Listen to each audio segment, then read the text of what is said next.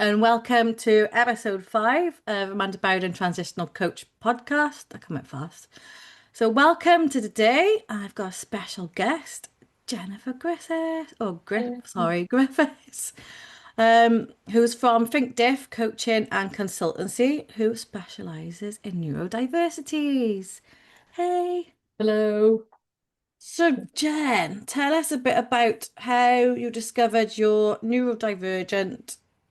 was neurodivergent, sorry, and how it changed the direction you went into and what you currently do now as a coach and consultancy at ThinkDIF, Cardiff. Yeah, yeah, sure. So, I think it's important to say, like, first of all, I didn't grow up thinking I was neurodivergent, and like lots of women, especially, I just thought I was too sensitive, too intense, too much.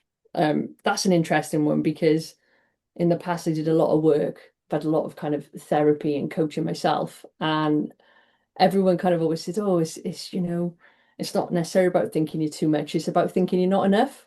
A Mm. lot of the time. So when you're doing this type of work, and actually, what really resonated for me is that I believed I was too much, which I find interesting. That resonates a lot more with me than thinking I'm not enough.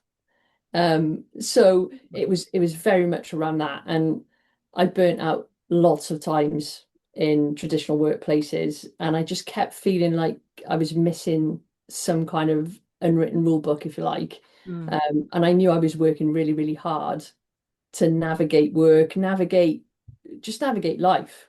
Like I knew I was working hard, but I didn't really know why. And I got diagnosed with lots of things, chronic anxiety, PTSD, and it's very much the same things I hear from clients. I was going to So say, yeah, you generally yeah, hear that before the yeah, actual yeah, diagnosis that yeah. you get around it, isn't it? And it's not to say that those things aren't important and that I definitely warrant those diagnoses, but there was something underlying that traditional therapy and traditional kind of interventions weren't really hitting the mark in helping me. Yeah. And that made me feel like even more of a failure because it was like, oh, we can do these things to help you and nothing ever seemed to. And I Mm. couldn't work out why. So it just kind of made me go into this spiral of, well, what's wrong with me?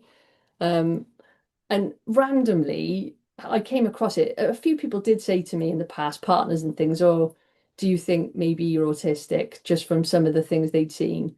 And it wasn't until my dad got diagnosed, actually. He was like in his late 60s. No way. Yeah, really late in life. And I kind of started seeing myself in the things. I read his report that he had, and I started seeing a lot of myself in that. Yeah. And the more I learned, then I'd gone down a rabbit hole then. So the more I learned, the more Yes, you things clicked do. into place. Basically, the sensory issues, social exhaustion, Yeah. like the deep focus on topics I love, and the struggle with executive function and all the rest of it. So I mean, I think it's important to say as well that getting diagnosed, it didn't change who I was, but it gave me like a language for my experience and it just helped me understand that I wasn't broken. And that shift then is what inspired me to start Think Diff and just create a space where I can help other later diagnosed adults make sense of things and do it in a way that's affirming and practical rather than just clinical, which is what we get a lot of in this space. So that's a little bit about my journey, really, unless you want to know any more. No, that's cool. Like, what's your mission? Because I know you say to me around neuro inclusivity, is it? Yeah, absolutely. So, I mean, look, society is what disables us. Yeah. So, my mission really is to help create spaces, especially workplaces, because my background's HR, so I was in HR for a long, long time. And my mission is to create inclusive workspaces or neuro-inclusive workspaces where actually it kind of helps us all really to thrive. So whether you're neurodivergent or not, you make changes in the universal design of our workplaces that benefits everybody. And so I work with workplaces to achieve that through Nice. breaking that down into smaller steps. But I also work with private individuals and do some coaching and also workplace needs assessments as well.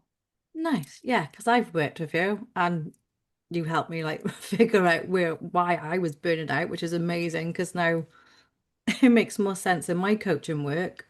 Yeah. Timers and different things, and all the good stuff that we found out has made Yeah. a massive impact.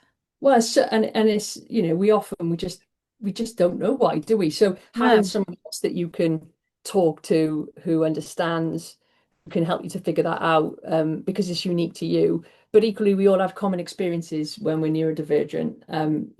Everything to think about, even a simple conversation can be really hard work for us. We have to like intentionally navigate that from the, yeah, the front of our brain. So the prefrontal cortex, the part of our brain that takes up the most energy, is used a lot more when we're neurodivergent. Just in a simple conversation, trying to remember what the rules are of a conversation can be yeah, absolutely exhausting. And then add something, there's that small kind of everyday type exchange you might have, all the way up to, the environment's noisy, or even the ways of working. So the ways that you are expected to work in the workplace, in the modern workplace today, if they're not inclusive, then it just makes it a lot harder for us to navigate, because different ways of doing things aren't always appreciated. no, and it's starting to change a little bit now, isn't it? With It people is. like you coming in and having a different way of looking at things, and well, people that don't understand it until you're actually shown it and aware of it, then they can't really change something they can't see, can they? Absolutely. And I think most people, it's not through a like, it's not that people don't care, it's just this is No. invisible. I Mm. mean, and you've just heard from my experience, I didn't know what was going on for me, so how is anyone else expected to? And so it's kind of helping people it's raising awareness, Yeah. and it's helping workplaces to see what they can act, and individuals, empowering them to see what they can change in their lives, and helping workplaces to empower them to see what they can change in the environment to make it easier for people. And I think part of that caring is about just accepting people's experiences and trying to understand. True. And I think like it helps as well when it's coming from someone like you who's experienced and gone through some of these things so that you have more like awareness yourself and you've got a better perspective on helping people with it as well. It's Yeah, massive. because stories are important, aren't they? And you can Yeah. tell stories from your own experiences that can help people to go, oh, right, okay, I get that now. Now you're explaining it in that way. Whereas if you just get a book out, and start explaining all the different aspects to it, first of all, everyone's different. So, if you've met one autistic person, you've met one autistic person, we all know that saying, or you've met one neurodivergent person, you met one neurodivergent person. But it's like, stories can really help bring it to life for people. So yeah. Yeah, because it does my head in when people say, oh, everybody's a little bit autistic or everybody's Oh a little bit God. ADHD. And I'm like, anyway, Well, you it's wouldn't so let, and well, it's true. You wouldn't say, so everybody more or less becomes visually impaired at some point in their life, don't they? Mm. So, we need glasses or whatever, some kind of something corrective for our eyesight. But you wouldn't go up to a blind person and say, "Oh yeah, we're all a little bit visually impaired, aren't we?" No, It's just exactly. it's the same thing. It's the same thing, but the difference is it's invisible, and so people don't fully understand it. And it's not through the fact that they don't necessarily want to understand it. Actually, how often do we stop to take the time to understand these things for people? Yeah, that's so true. So, like, for the adults who are listening now, who may not know what like ASD, so autism and ADHD are, can you shed like a little light around this Yeah, and what they sure. are?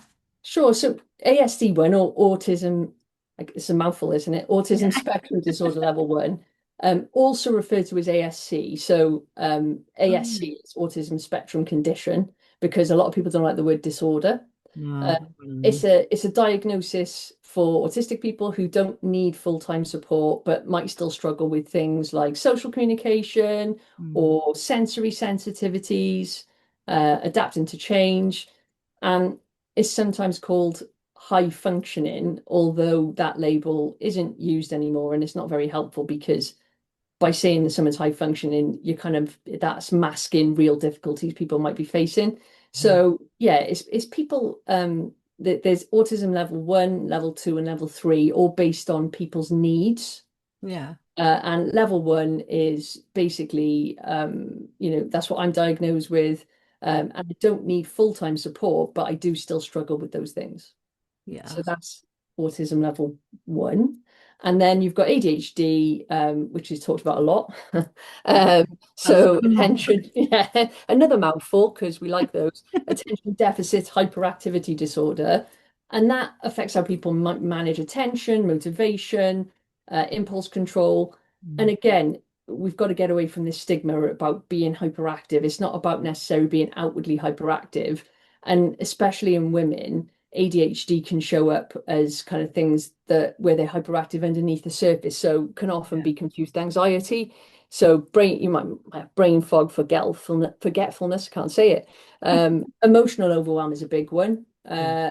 And feeling exhausted from masking all day. Um, That's huge. and yeah, massive. And both those things, they're developmental differences Mm. in how our brain processes information. So it's not something to fix, and that's a big thing. It's something that we have to understand and work with. I do get clients coming to me quite often saying, "Oh, please fix me," and there's nothing to fix, first No. of all, and there's no such thing. So it's really about finding ways to work with those challenges that we might be facing in the context of our life and where it is at that moment, you know. Yeah, so true. It's like you said to me when I was good coaching with you, it's like learning to work with your brain Yeah, and it yeah, makes life a whole lot easier. Like for me, the ADHD, I like to call it attention dialed into higher dimension because it's like it's non-linear yeah, and it's multi-dimensional, so it's like multi-layered. So you're tapped into things that, your senses that some yeah. people can't sense and things like that. So I just call it that instead. No, I love that. Yeah. But I think that's a really good way to describe it. I love the way that you talk about things, and yeah, absolutely. It's again back to it's invisible, isn't it? So it's only Yeah. going on internally for you, and there's all this invisible stuff underneath the surface that's going on for any person, and it's only the bits above the surface you see. And when it comes to neurodivergence, then the bits you see are often masked, and they're coping strategies people have come up with so that they can fit in Yeah, and be literally. accepted. So it's not necessarily a good indicator of what's really going on for a person. No, and like for a late an adult that's been late diagnosed like myself, like I didn't even know beforehand because I didn't know what not symptom, I don't know why you call it symptoms that are showing and things that are the signs until you actually realize and think, oh, you're different in a way. Yeah, You don't know how. So yeah, then you kind of go on the journey of like searching and thinking, right, well, what is this? Da da da da. And then it all starts to make sense. And you kind of start looking back through your life as well after a diagnosis and think, oh my God, this is why this happened. This is that. And this is how I reacted. And it all makes sense. And you're like, oh, I'm not so silly now. This is just my brain. yeah, and maybe be a bit kinder to yourself. Yeah. That's definitely. I don't know if that happened for you. It definitely happened for me where Yeah. autopsy of your life, definitely. And then there's some not so nice bits in that where you wish things could have been different, had you known. It's But kind of there's, like grief, isn't it? Because yeah, feel it's like the you grief. didn't I always have, I compare it guess. to the grief. Yeah, the grief curve. When you get diagnosed later in life, it is like the grief curve. You have to go through all of those layers and through that journey. And the best thing that comes out of it is you can be kinder to yourself. But it's knowing Definitely. what to do with that after that, because you don't often get very good direction then on what to do next. And that's the bit that's missing, I think. Yeah. And I think, like you said in one of the coaching sessions, like accepting who you are and like learning to love yourself and be more compassionate is huge Yeah, after a late diagnosis. And it does take time. it Like it's does. different for everybody, but that is like one of the biggest things, I think. Definitely. It definitely does. You imagine if you're later diagnosed, especially, Mm. quite a lot of clients I work with, they're in their 40s. They've gone Yeah. that many years of kind of beating themselves up Yeah. and thinking, that there's something wrong with them. It's really hard to undo all of that. And to move to acceptance is tough. And I think it needs support. And there is a gap for that. Yeah, I think it is. So like if someone was looking to go about getting an assessment for like autism, Yeah. level 1 or ADHD, how would they go about doing this? So There's a couple of different ways. I'm only laughing because the, it sounds easy on paper, right? So Yes. like we basically the route is going to your GP, Yeah. potentially asking for a referral. But what reaction you get from that GP Mm. will depend very much on their own awareness of neurodivergence. The GP I spoke to, we spent a long time, we had a phone of one of the e-consult phone consultations, which are always fun. And they actually said to me, well, you've coped so far. And I've heard that a lot. That Right. I've heard that a lot. So You know so what? Actually, sorry to stop you right go there. on, go on. Yeah, so I can't remember if I told you or not, but like a while back I asked for a ADHD assessment myself, didn't I? And I was going through the process. And then when I come to the phone call and they're asking me questions, and they were like, well, based off what you've given us and the fact that you're actually coping, we Yeah. can't actually, you know, give you anything else because there's higher, I don't know why you say important, Yeah, like level of importance and things like people that. who So have got mine high. didn't go any further.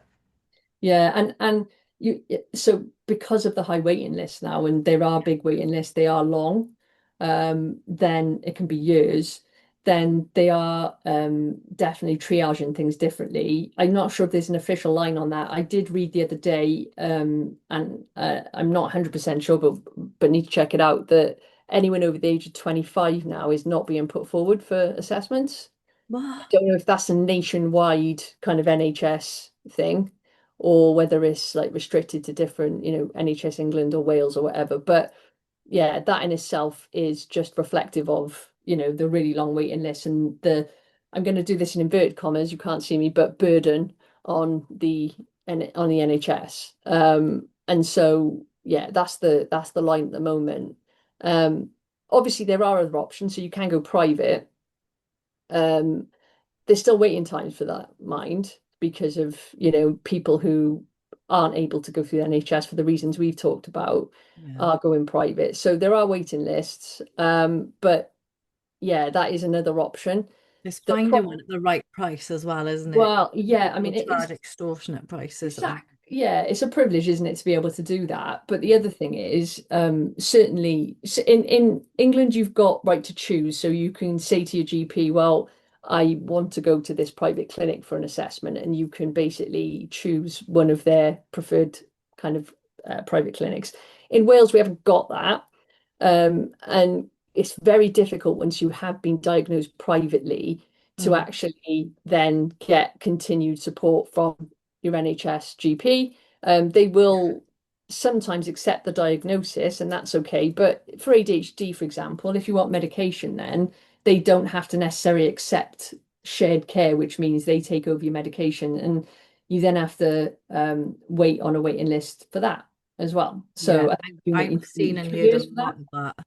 Yeah, Yeah, so you'd have to pay for the medication as well as the diagnosis at that point. But the point, it's whether the assessment is good or not, I think, is also the other part of this, whether it's a good assessment. And that's really difficult for us to know before we go through it. And we don't know what that looks like in terms of you go to a professional and expect them to be able to do what they say. But it should be more than ticking boxes and it should help you understand your own story a little bit better, would be a good assessment. And it is that in itself is anxiety inducing going for the assessment, and you don't get much information about it. But the best advice I can give you is to just answer the questions honestly and prepare by talking about and thinking about the challenges that you're facing as a result of, why are you going for the diagnosis in the first place? Is it because you are finding that you've got challenges, and what are those challenges so that you're able to articulate those as best as you possibly can? yeah, because I think that's part of the challenge, isn't it? If you are neurodiverse, it's like on the autism side is getting the words out of your head. You know it all in your head, but it's getting it out as well. Yeah, verbal Part of it as well. processing is really can be really, really challenging. Working memory is a common challenge across all neurodivergent conditions, Yeah. all of them. And so, yeah, the health service and even the private assessments certainly aren't set up to best kind of put you at ease and allow you to process and to put the information over in a way that works for you. And that's, that's pretty shocking in itself. Yeah, because like I remember I had my assessment during like the COVID times. It was all done on video. Yeah. And the one of them, it was like a 4 hour long video, and oh my God, it was just With so no breaks. yeah, it was just like grilling, really grilling, Wow. like question after question. But like the questionnaire before it, it was like asking your parents questions around like how you were as a Yeah. child and things like that. But my mum and dad couldn't remember. So I Yeah. was trying to remember and fill in the gaps for myself. So I actually went through it all on my own because my mum didn't quite understand it. Yeah, and we've got to remember that it's a lot of this stuff is hereditary, and so Yeah. parents can be neurodivergent in a lot of cases Yeah. are, and so when you're asking them questions, they don't see it as anything particularly challenging. No, Correct? because they see it as normal. Yeah, It's yeah. like So what? You yeah, know, my parents are definitely like neurodiverse. They just realize, I think my dad realized, he's autistic and he's like, yeah, I've known for years. And I was like, oh my God, I said you didn't even say to me, like, and he was like, yeah, yeah, yeah. dyslexic. And, And okay. and yeah, and it's like, and I think for parents it's really hard now with Mm. more awareness, more people are kind of seeking diagnosis. And the older generation probably find it really difficult. Your child comes to you and says, "Oh, I've struggled all my life." And it's almost like it must be quite difficult to think, "Oh, I could have helped them as a I never parent if thought of I'd it that known way. earlier." Yeah, and It's that true. must be hard to get your head around, but also, yeah, if you're neurodivergent yourself, then you might not even notice that, you just, like you said, it's like you don't think of it as necessarily anything out of the ordinary. Yeah, like, because that was like me and my daughter when she was younger. She, really hyper, wake up in the morning, start talking straight away. And like all of this just seemed normal to me and Yeah. what we do in the house. But then when I'm outside and doing other stuff, and then someone's like, you pay need to calm down. You're as bad as each other. That's where she gets it from. And I'm like, is it not normal?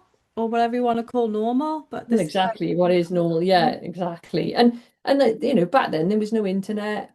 no, Uh, we just kind of, we were much smaller communities, all the rest of it. Just awareness wasn't the same as it is today. So yeah, no, it's really tough. It is really tough. that's true. It's like a lot of the time, late diagnosed adults find it hard to get support after diagnosis, and it can bring a lot to surface as we've just been chatting about.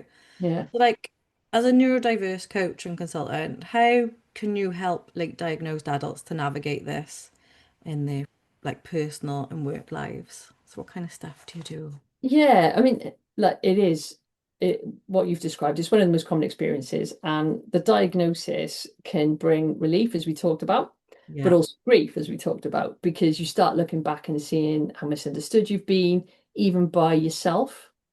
So I quite often get clients, as a human, our one of our basic instincts is to belong and to be accepted. And if you go back to when we were in tribes of like 150 people, then our survival was based on belonging and being accepted by the tribe. We haven't got big pointy teeth and scales and sharp claws, and that is so humans are built to belong. That is how we survived, as numbers and belonging to tribes.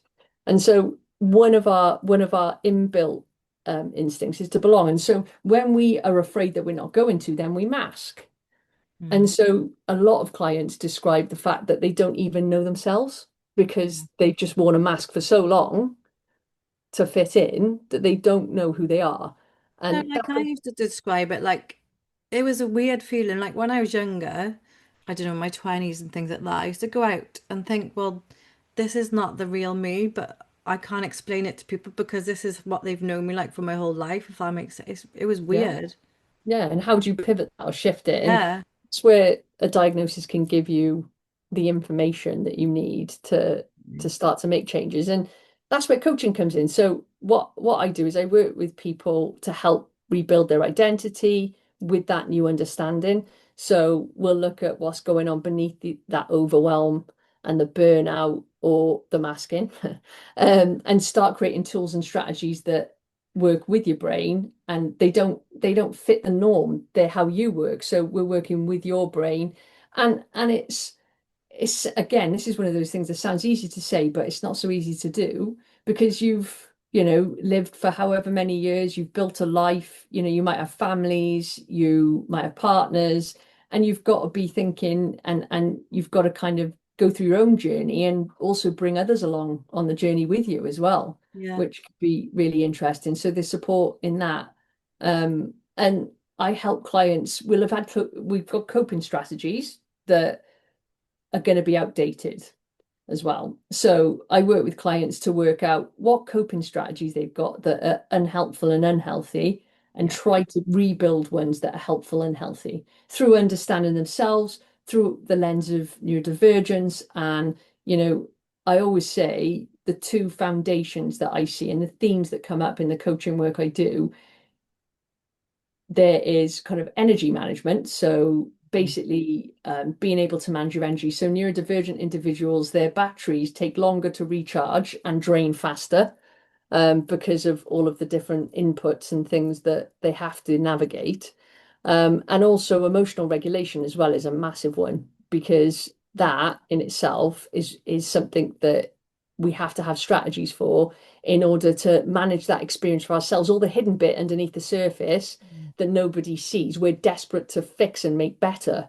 And I Um, like sometimes when you're late diagnosed, like I've done this, and then it's weird, but like you forget that you're neurodivergent, and then you forget about doing the energy thing and stuff like that. And then there's something that comes in and reminds you, and you're yeah, like, right, I gotta bring this back in and bring in the boundaries and things like that. exactly. And coaching is massive with that as well. Yeah, exactly. And it's like developing these kind of routines that are going to help you when we never, it's not about fixing, there's no silver bullet.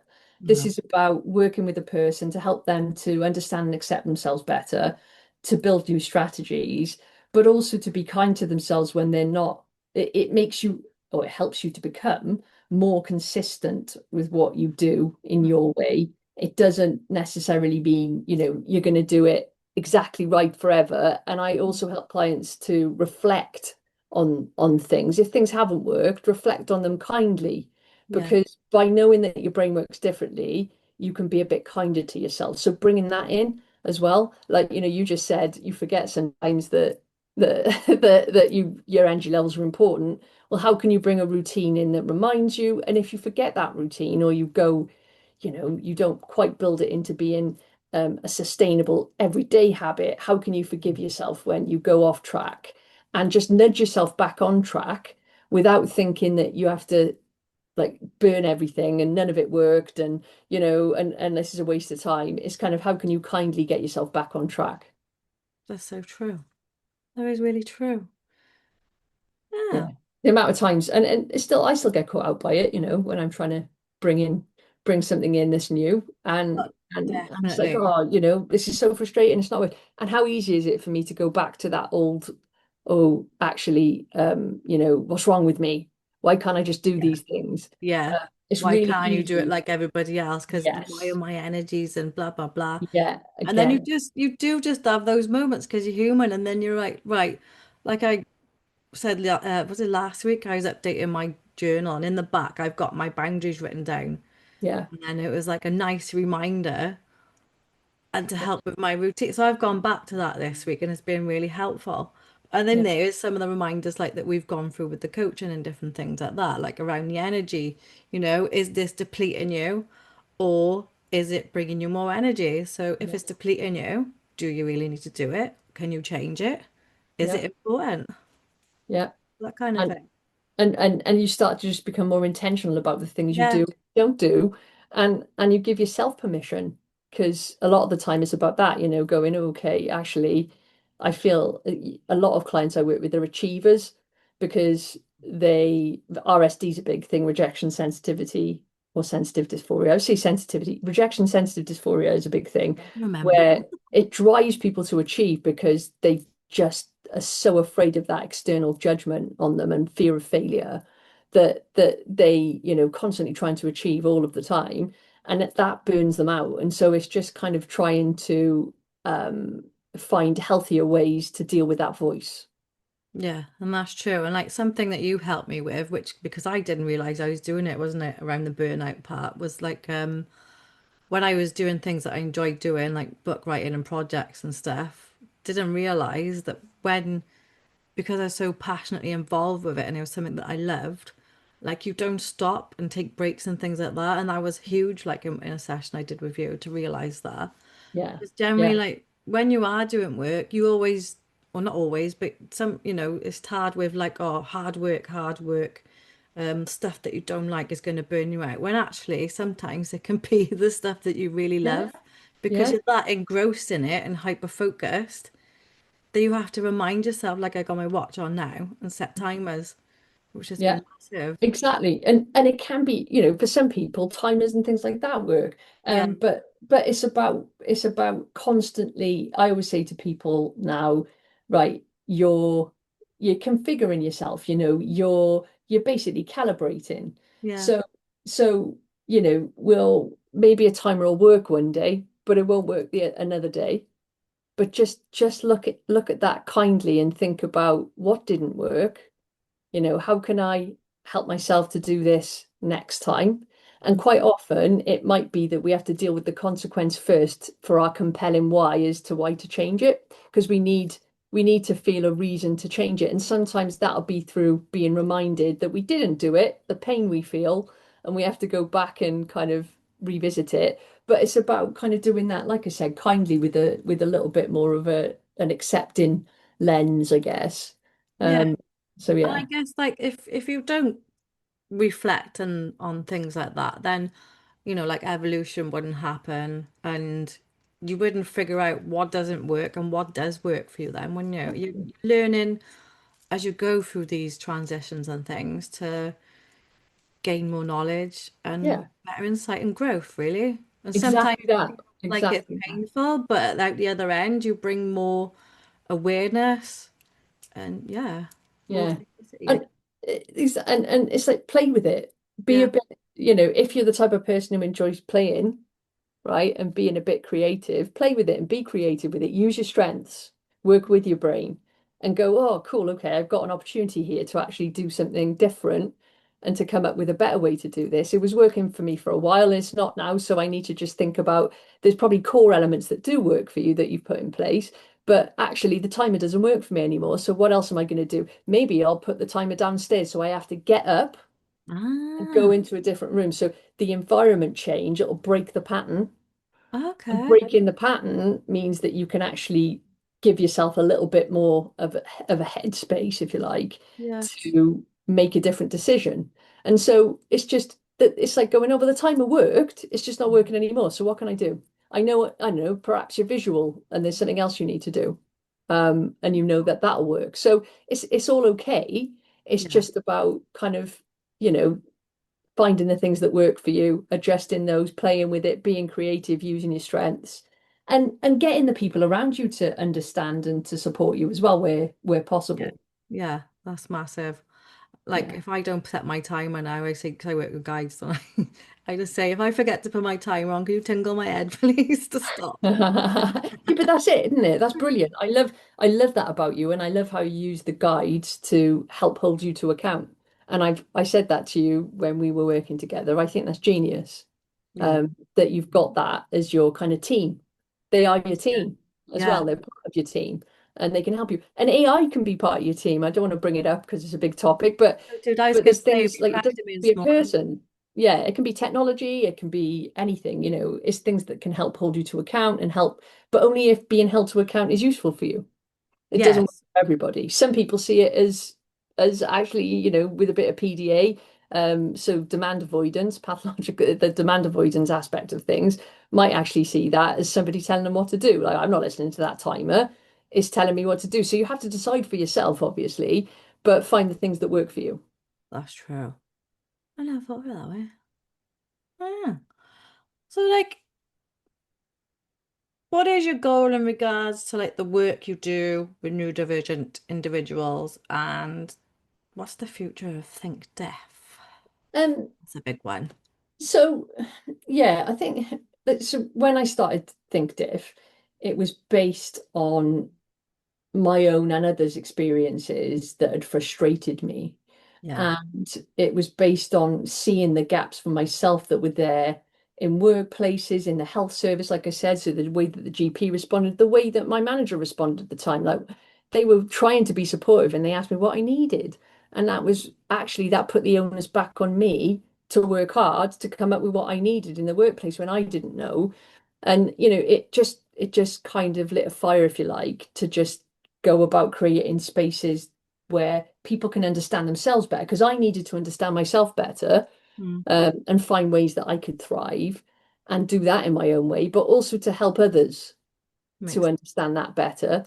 And I think the goal with ThinkDIF is always been to help as many later diagnosed adults as possible feel less alone, mm. less overwhelmed, and just much more equipped to build a life and a business that actually works for them. And that's definitely my goal, is to create the most neuro-inclusive spaces that I possibly can. And I do that in lots of different ways, but every single interaction I have, whether it's with an organization or with an individual, is about bringing that kind of understanding, awareness, and helping individuals to be their best selves. So if Yeah. I can do that day in, day out, which is what I get to do, then I'm meeting the purpose of ThinkDIF. Um, I mean, I kind of wish, in a weird way, I've said this before, I wish I didn't have to exist, because Ah, ThinkDIF only exists to fill the gaps for the lack of support elsewhere in the system. okay. So my goal is to make it so organizations like ThinkDIF don't have to exist. That would be the ultimate. I mean, gosh, I'm putting myself out of a job here, but that would be absolutely my end game. I think we'll get there one day. I think the way we see neurodiversity is going to change hugely in the future. Definitely. Perceived and like I think it's just going to become the norm in the future, and it's just Yeah. going to be Well, and so it should be. integrated. Yeah, Well, think about it. So you make the changes that you make in the workplace that benefit neurodivergent individuals benefit everybody. So there's a really great book I'll recommend. So The Canary Code, if you've read that, that's brilliant. So the whole premise behind it is they used to send canaries down the coal mines because canaries have got ah, very sensitive systems. And so that would be to check if it was safe for the miners to go down the coal mines. dude, I And so read this week. Sorry. really, honestly, it's brilliant. And so basically, what they're saying is neurodivergent individuals listen to how they're responding in the workplace to things. They will feel things first. Yeah, So if you make changes that benefit them, you're going to benefit everybody, because everyone thinks differently, but some people think more differently than others.